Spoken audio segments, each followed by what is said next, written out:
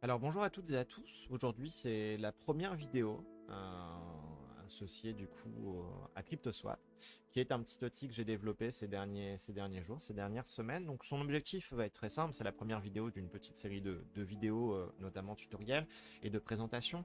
La première, ce sera tout simplement une explication de pourquoi et de ce que c'est.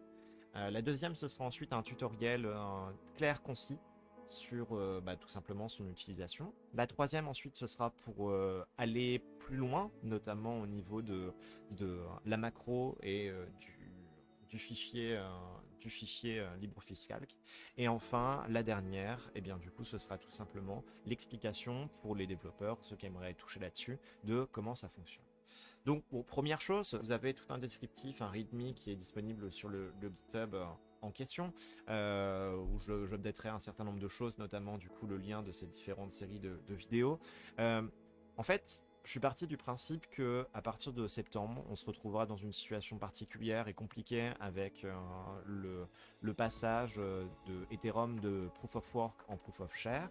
Et par conséquent, on va se retrouver avec une quantité phénoménale de mineurs, mais aussi d'ASIC, qui viendront à vouloir miner d'autres crypto-monnaies. Donc forcément, on va avoir des crypto-monnaies qui vont pump à certains moments. Enfin, concrètement, ça va être le Far West. Et dans ce Far West, on pourrait effectivement se dire, bah tiens, moi, mineur avec mes X cartes graphiques, eh bien, j'aimerais régulièrement être à la pointe pour pouvoir gagner le plus. Alors c'est une chose, sauf que le problème, c'est que derrière, il va falloir quotidiennement, mais en fait ce sera plus que quotidiennement, ce sera plusieurs fois par jour, regarder où en est le marché, quelles sont les blockchains et donc les crypto-monnaies qui sont les plus intéressantes parce qu'elles permettent de gagner le plus à un moment donné de la journée, puisque des fois il y aura des gros pumps, on aura des fermes de minage qui vont passer d'une crypto à une autre, enfin bref, ça va être particulièrement complexe, et donc, en ce sens, c'est là où CryptoSwap a un intérêt, puisqu'en fait, il va tout simplement permettre automatiquement, après avoir setup du coup les miners qui nous intéressent, les cryptos qui nous intéressent, et du coup pour la carte graphique qui nous intéresse, et bien du coup, ça va automatiquement switcher toutes les X minutes. Moi, j'ai programmé ça toutes les 15 minutes, mais vous pouvez modifier à votre guise.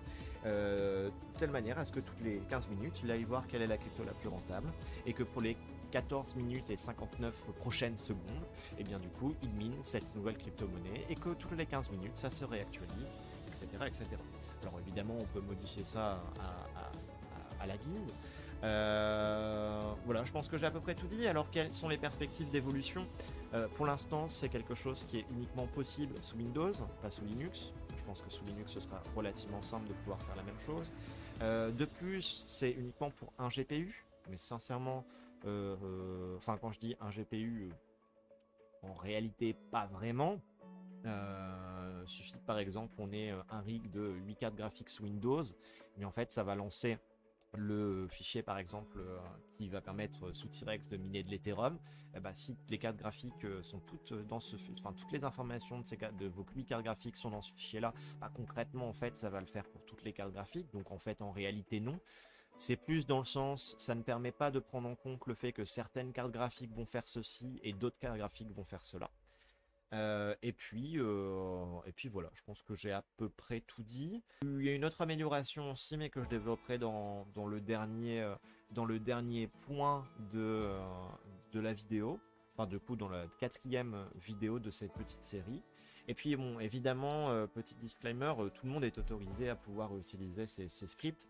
Tous les scripts, que ce soit sur celui de la macro, sur lequel il faut toujours faire gaffe avec les macros, sous Excel ou autre, que ce soit du coup les scripts du launcher.bat ou du setup.iners.bat, sont tous disponibles sur le GitHub, ce qui va vous permettre derrière de voir un peu comment ça fonctionne, peut-être de vouloir faire jouer avec là-dessus. Juste une chose, si vous venez à vouloir modifier cela, partir de cela pour pouvoir l'update, etc., etc., n'oubliez pas de citer vos sources. Voilà, je pense que j'ai à peu près tout dit. On se retrouve dans la prochaine vidéo pour un tutoriel précis mais concis sur l'utilisation de CryptoSwap.